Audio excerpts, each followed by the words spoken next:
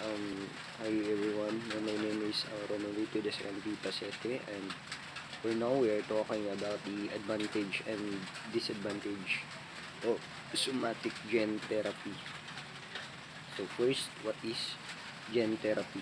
Gene therapy is when DNA is introduced into a patient to treat a genetic disease.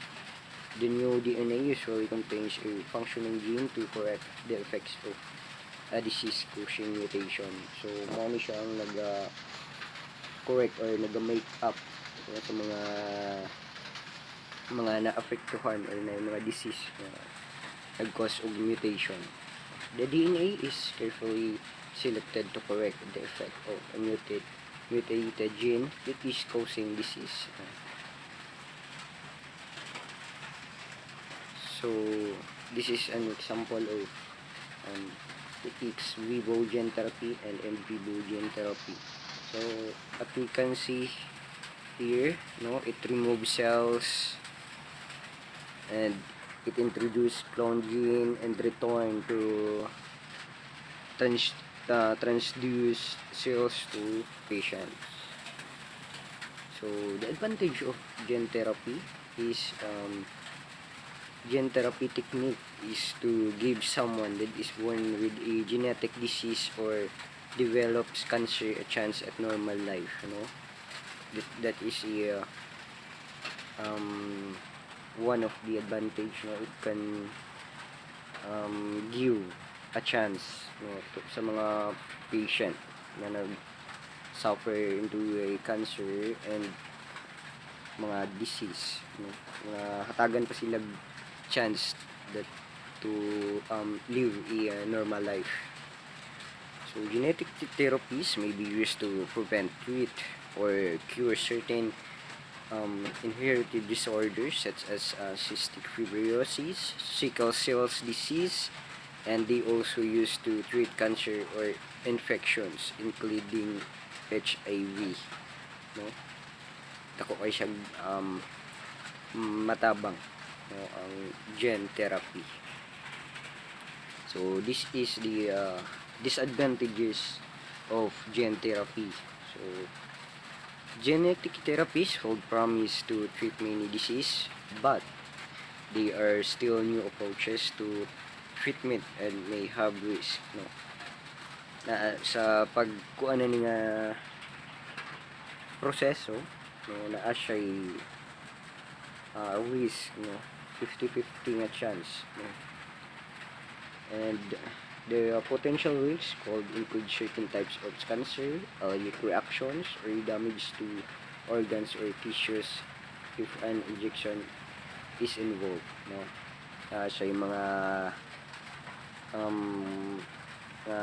reaction, mga allergic reactions, ma-damage yung mga organs, and mostly the genetic, the somatic gene therapy has a biggest price. Dako kay siya presyo magkuan ka nga therapy. Dako may although dako siya matabang, pero ang process is very risky and also very mahal kay siya nga kuan nga process, kay grabe kay special ni nga kuan nga treatment. The ability to transfer genetic material or RNA into a suitable cell type or tissue in vivo in a way that modifies the pattern of gene expression in the cell to have a therapeutic impact is known as somatic gene therapy. Certain inherited diseases such as cystic fibrosis, alpha-1 antitrypsin deficiency, hemophilia, beta thalassemia, and sickle cell disease may one day be prevented, treated, or even cured with the help of genetic therapy. Infections like HIV as well as malignancies may be treated with them. Genetic therapies hold promise to treat many diseases, but they are still new approaches to treatment and may have risk. Potential risk could include certain types of cancer, allergic reactions, or damage to organs or tissues if an injection is involved. Recent advances have made genetic therapies much safer. Although they are still relatively new forms of medicine, genetic treatments offer the potential to treat a wide range of illnesses. Certain cancers, allergic reactions, or organ or tissue damage if an injection is involved are examples of potential dangers. Genetic medicines are now more safer thanks to recent developments. Advantages and disadvantages of somatic gene therapy. So first, what are the advantages of somatic gene therapy? The advantages of somatic gene therapy is that focuses on treating non-reproductive or somatic tissues to treat genetic disorders. Somatic gene therapy focuses on treating genetic disorders by working with non-reproductive or somatic tissues. It involves excluding some dysfunctional cells and introducing them in a cloned wild-type gene.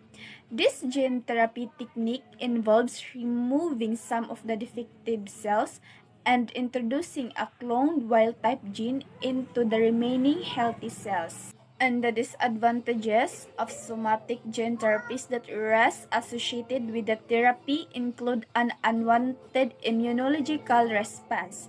The newly introduced viruses may be attacked by your body's immune system since it perceives them as invaders. Organ failure and inflammation may result from this in extreme cases.